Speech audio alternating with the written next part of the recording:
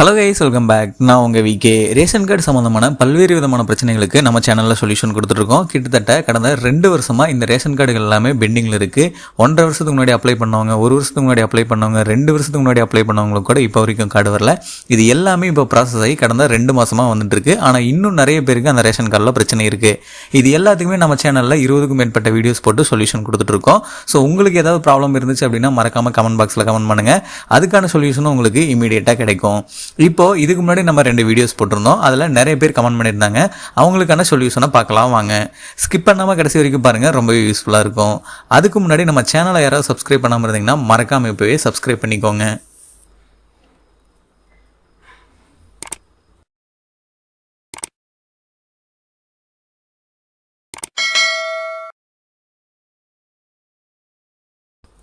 First comment Saravanan அப்படிங்கிறவங்க பண்ணியிருக்காங்க. Hi bro, August 21, 2024 apply பண்ணேன்.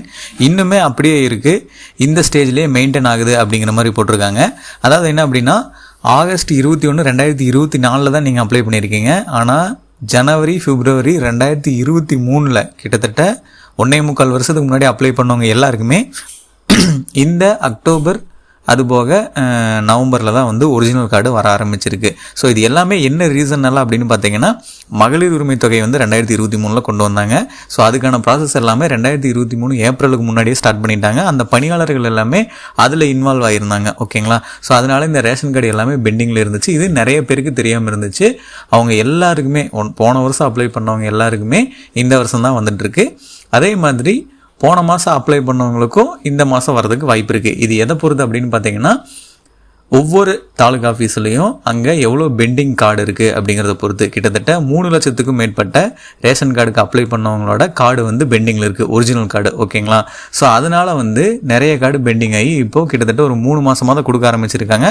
அதில் கிட்டத்தட்ட 90,000க்கு மேலே வீட்டுக்கே வந்து டெலிவரி ஒரிஜினல் கொடுத்துட்டாங்க. மீதி எல்லா கார்டுமே வந்து ப்ராசஸில் இருக்குது. ஸோ நீங்கள் வந்து இந்த வருஷம் ஆகஸ்ட் மாதம் 2024 தான் நீங்கள் அப்ளை பண்ணியிருக்கீங்க. ஸோ அதனால் ஒரு 1 மந்த் வெயிட் பண்ணிங்க அப்படின்னா 1 மந்த் 2 மந்த் வெயிட் பண்ணுங்கள். கூடிய சீக்கிரம் உங்களோட கார்டு வந்துடும். உங்களோட தாலுகா ஆஃபீஸில் எவ்வளோ கார்டு பெண்டிங்கில் இருக்குது அப்படிங்கிறத பொறுத்து உங்களோட கார்டு வந்து ஃபாஸ்ட்டாக வரும். கம்மியாக இருந்துச்சுன்னா இமீடியட்டாக வந்துடும். இல்லை அதிகமாக கார்டு பெண்டிங் இருந்துச்சு அப்படின்னா கொஞ்சம் டிலே ஆகும், வெயிட் பண்ணுங்கள். அடுத்த கமெண்ட் வந்து சஃபியட் அப்படிங்கிறவங்க போட்டிருக்காங்க. ப்ரோ, நாங்கள் ரேஷன் கார்டில் இருந்து நேம் ரிமூவ் பண்ணணும். பட் இப்போது சேம் ஜூனில் இருக்கிறது ரிமூவ் பண்ண முடியாதுன்னு சொல்கிறாங்க. Any solution bro, please let me know அப்படின்னு போட்டிருக்காங்க. அதாவது என்ன அப்படின்னா, இவங்க வந்து ரேஷன் கார்டில் இருந்து நேமை வந்து ரிமூவ் பண்ணணும் அப்படின்னு சொல்லியிருக்காங்க. பட் சேம் ஜோனில் இருக்கங்காட்டி ரிமூவ் பண்ண முடியாது அப்படின்னு சொல்லியிருக்காங்க. இது வந்து என்ன அப்படின்னா, கடந்த 1-2 வருடத்துக்கு முன்னாடி வரைக்கும் இந்த மாதிரி இஷ்யூஸ் எல்லாமே எதுவுமே கிடையாது. நீங்கள் எப்போ வேணால் பண்ணிக்கலாம். ஆனால் ஒரு 1 இயராக வந்து சேம் ஜோனில் இருந்தால், அதே மாதிரி வந்து பார்த்திங்கன்னா குடும்பத்தில் அம்மா அப்பா யாராவது ஒருத்தர் தான் இருக்காங்க, பசங்க வந்து மேரேஜ் ஆகி போயிட்டாங்க அப்படின்னா தனி ஒரு ஆளுக்கு மட்டும் ரேஷன் கார்டை பிரித்து கொடுத்துட்டு தனியாக பிரிக்க முடியாது. அதே மாதிரி சேம் ஜோனில் இருந்தீங்கன்னா உங்களுக்கு வந்து ரேஷன் கார்டு அதை பிரித்து தனி கார்டு கொடுக்க முடியாது. இந்த மாதிரி இஷ்யூஸ் எல்லாமே போயிட்டுருக்கு.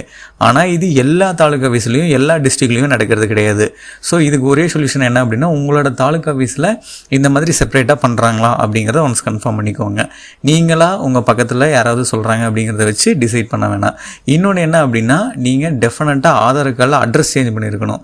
நீங்கள் வந்து ஒரே ஜோனில் மாற்றுறீங்க, ஆனால் உங்கள் ஆதார் கார்டில் சேம் அட்ரஸ் இருக்கக்கூடாது. ஆல்ரெடி என்ன அட்ரஸ் இருக்கோ அதுக்கு ஆப்போசிட்டாக நீங்கள் எங்கே போகிறீங்களோ எங்கே சேஞ்ச் ஆகிறீங்களோ அந்த அட்ரஸ் இருக்கணும். அப்போ தான் வந்து சேஞ்ச் ஆஃப் அட்ரஸுக்கு செப்பரேட்டாக ரேஷன் கார்டு கிடைக்கும். அடுத்த கமெண்ட் வந்து லிங்கேஷ் குமார் அப்படிங்கிறவங்க பண்ணியிருக்காங்க. Bro, I was applied on 27/10/2024 and till not processed அப்படின்னு போட்டிருக்காங்க. அதாவது 27/10/2024, இன்னும் 1 மந்த் கூட ஆகலை. போன மாதம் தான் வந்து அப்ளை பண்ணியிருக்கீங்க. ஸோ நீங்கள் வந்து டெஃபினட்டாக ஒரு 2 மாதம் 3 மாதம் வெயிட் பண்ணணும். எதுக்காக அப்படின்னா, நான் ஆல்ரெடி முன்னாடியே சொன்ன மாதிரி 2023 அப்ளை பண்ணவங்க எல்லாருக்குமே ஒரு ஓராண்டு ஈராண்டு அப்படின்ற மாதிரி 2 வருஷமாக போராடி, அவங்களுக்கும் நிறைய பேருக்கு தெரியல, நிறைய பேர் நம்ம சேனலை பார்த்துருந்தாங்க. அவங்களுக்கு வந்து ஸோ இப்படி ஒரு இஷ்யூஸ் போயிட்டுருக்கு அப்படின்ற மாதிரி தெரிஞ்சிச்சு.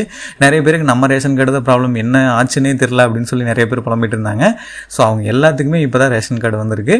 ஸோ நீங்கள் வந்து போன மாதம் தான் அப்ளை பண்ணியிருக்கீங்க. அதனால் எந்த ப்ராசஸுமே ஸ்டார்ட் பண்ணியிருக்க மாட்டாங்க. ஏன்னா உங்களோட தாலுகா ஆஃபீஸில் மேபி பெண்டிங் இருக்கக்கூடிய கார்டுகள் வந்து அதிகமாக இருந்துச்சு அப்படின்னா உங்களுக்கு இன்னும் தொற்றுக்கவே மாட்டாங்க. அப்ளிகேஷன் நீங்கள் அப்ளை பண்ண பண்ண ஃபார்ம் மட்டும் இருக்கும்.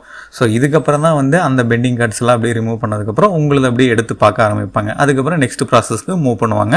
அதுக்கப்புறம் தான் உங்களுக்கு மெசேஜ் வரும். ஸோ இன்னும் 1 மந்த்தே ஆகலை. டெஃபினட்டாக நீங்கள் ஒரு 2 மாதம் 3 மாதத்துக்கு மேலே வெயிட் பண்ணணும். நெக்ஸ்ட் இயர் ஓப்பனிங்க்கு மேலே தான் வந்து உங்களுக்கு கார்டு வரதுக்கு வாய்ப்பு இருக்குது. அடுத்த கமெண்ட் வந்து பார்த்தீங்கன்னா நவீன் கார்த்தி அப்படிங்கிறவங்க பண்ணியிருக்காங்க. ப்ரோ ரேஷன் கார்டு அப்ளை பண்ணி 4 மந்த் ஆயிடுச்சு, 4 ஸ்டேஜ் கம்ப்ளீட் ஆயிடுச்சு, பட் இன்னும் கார்டு வரல, எப்போ வரும் ப்ரோ கொஞ்சம் சொல்லுங்கள் அப்படின்னு கேட்டிருக்காங்க.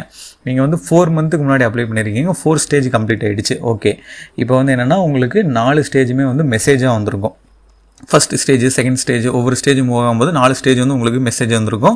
ஸோ இதுக்கப்புறம் வந்து பார்த்திங்கன்னா டாக்குமெண்ட் வெரிஃபிகேஷன், நீங்கள் எந்த அட்ரஸில் கரெக்டாக இருக்கீங்க அப்படின்னு சொல்லி கவர்மெண்ட் ஆஃபீஸர்ஸ் வந்து உங்கள் வீட்டுக்கே வந்து ஃபீல்டு வெரிஃபிகேஷன் பண்ணுவாங்க, அந்த இடத்துல இருக்கீங்களா அப்படிங்கிறது.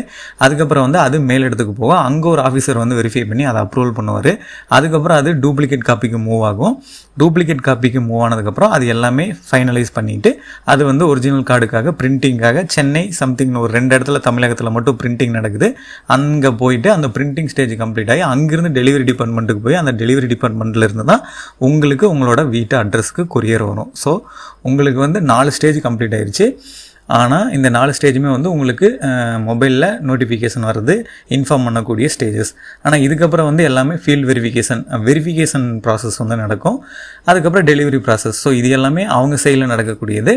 ஸோ அது வந்து எனக்கு தெரிஞ்சு ஒரு 1 மந்த்துக்கு அப்புறம் உங்களுக்கு இமீடியட்டாக வந்துடும். ஏன்னா இந்த ப்ராசஸ் எல்லாமே குயிக்காக பண்ணிகிட்ருக்காங்க. உங்களோட தாலுக்கா ஆஃபீஸை பொறுத்து வந்து இது வந்து சேஞ்ச் ஆக வாய்ப்பு இருக்குது. ஆனால் உங்களுக்கு 4 ஸ்டேஜ் கம்ப்ளீட் ஆயிடுச்சு அப்படின்னா இதுக்கப்புறம் வெரிஃபிகேஷன் ப்ராசஸ் தான். அது வந்து குயிக்காக பண்ணிட்டாங்க அப்படின்னா உங்களுக்கு மீதி எல்லா ப்ராசஸுமே டெஃபினட்டாக குயிக்காக முடிஞ்சிடும்.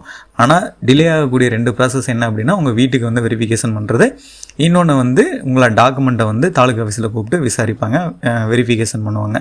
இந்த 2 மட்டும் டிலே ஆகும். ஸோ அதை மட்டும் நீங்கள் கொஞ்சம் ஃபாலோ பண்ணிக்கோங்க. அடுத்த கமெண்ட் வந்து ஃபைசல் அப்படிங்கிறவங்க பண்ணியிருக்காங்க. டோர் நம்பர் எப்படி தனியாக வாங்குறது அப்படின்னு கேட்டிருக்காங்க. இந்த டோர் நம்பர் வந்து மெயினாக நம்ம எதுக்காக சொல்லியிருக்கோம்னா செப்பரேட்டாக ரேஷன் கார்டு வாங்கணும் அப்படின்னா இந்த டோர் நம்பர் நீங்கள் தனித்தனியாக வாங்கணும் அப்படின்னு சொல்லியிருந்தோம். ஆனால் இந்த டோர் நம்பர் தனியாக வாங்குறது எப்படி அப்படிங்கிறது எனக்கு கொஞ்சம் தகவல்கள் சரியாக தெரியல. என்ன ரீசன் அப்படின்னா ரேஷன் கார்டு சம்மந்தமாக நம்ம தகவல்களை ஆராய்ஞ்சு இப்படி ஒரு பிரச்சனை இருக்குது அப்படிங்கிறதுக்காக அதுக்கான சொல்யூஷன் கொடுத்துருந்தோம்.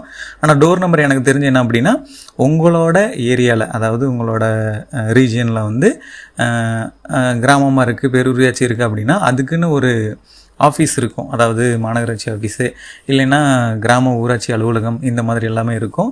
ஸோ அங்கே வந்து உங்கள் சர்வே டீட்டெயில்ஸ் எல்லாமே எடுப்பாங்க, உங்களோட வீட்டு டீட்டெயில்ஸ் எல்லாமே மெயின்டைன் பண்ணுவாங்க. எனக்கு தெரிஞ்சு அங்கே வந்து நீங்கள் விசிட் பண்ணி இந்த மாதிரி டோர் நம்பரை செப்பரேட்டாக பண்ணுறது அப்படிங்கிறது நடக்கக்கூடிய வாய்ப்பு. ஆனால் எனக்கு கன்ஃபார்மாக தெரியல. இந்த கமெண்ட்டை யாராவது இந்த வீடியோஸை கீழே பார்க்குறவங்க யாராவது தெரிஞ்சிங்க அப்படின்னா மறக்காமல் கமெண்ட் பண்ணுங்கள். எனக்கு தெரிஞ்சு உங்கள் ஊரில் இருக்கக்கூடிய பஞ்சாயத்து ஆஃபீஸு இல்லை ஊராட்சி அலுவலகம் இங்கே தான் வந்து அது பண்ணுவாங்க அப்படின்னு நான் நினைக்கிறேன். சர்வே டீட்டெயில்ஸ் வச்சு பண்ணுவாங்க.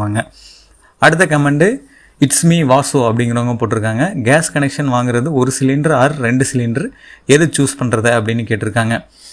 உங்களுக்கு வந்து நீங்கள் எவ்வளோ சிலிண்டர் வாங்குறீங்க அப்படிங்கிறத பொறுத்து சூஸ் பண்ணுங்கள். ஆனால் வந்து 1 சிலிண்டர் 2 சிலிண்டர் அப்படிங்கிறது வந்து இதை பொறுத்து உங்களுக்கு வழங்கக்கூடிய பொருட்கள் வந்து வேரியேஷன் ஆகும் அப்படின்னு நினைக்கிறேன்.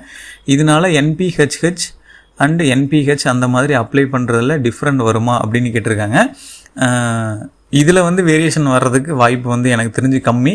சப்போஸ் இதை பற்றி நல்லா டீப்பாக NPH அப்படிங்கிற டீட்டெயில் நல்லா தெரிஞ்சவங்க யாராவது இருந்தீங்கன்னா டெஃபினட்டாக கமெண்ட் பண்ணுங்கள் இந்த ரிப்ளைக்கு. இதில் வேரியேஷன் வரதுக்கு எனக்கு தெரிஞ்சு வாய்ப்பு கிடையாது. ஆனால் சிலிண்டருக்கு நீங்கள் 1, 2ன்னு கொடுக்கும்போது உங்களுக்கு வழங்கக்கூடிய பொருட்கள் வந்து குறையிறதுக்கு தான் எனக்கு தெரிஞ்சு வாய்ப்பு இருக்குது.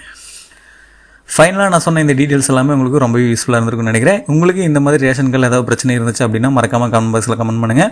இந்த டாக்குமெண்ட் ரேஷன் கார்டு அதே மாதிரி இம்பார்ட்டன்ட் ஓட்டர் ஐடி ஆதார் இந்த மாதிரி இன்ஃபர்மேஷன் சம்மந்தப்பட்ட வீடியோஸ், அது மட்டும் இல்லாமல் பணம் சம்மந்தப்பட்ட நிறைய வீடியோஸ் நம்ம சேனலில் போட்டிருக்கோம். ஸோ மிடில் கிளாஸ்லேருந்து ஹை கிளாஸ் வரைக்கும் எல்லாத்துக்குமே அது ரொம்ப யூஸ்ஃபுல்லாக இருக்கும். ஸோ தேவையானவங்க மறக்காமல் நம்ம சேனலை இப்போவே சப்ஸ்கிரைப் பண்ணி பாருங்கள். சப்ஸ்கிரைப் பண்ணணும் அப்படின்னா வீடியோ கீழே தெரியிற சப்ஸ்கிரைப் பட்டனை மறக்காமல் கிளிக் பண்ணி சப்ஸ்கிரைப் பண்ணிக்கோங்க. அப்படியே பக்கத்தில் இருக்க பெல் பட்டனையும் கிளிக் பண்ணிடுங்க. அப்போ தான் நான் போடுற ஒவ்வொரு பயனுள்ள வீடியோ உங்களுக்கு உடனுக்குடனே நோட்டிஃபிகேஷன்லாம் வந்து சேரும்.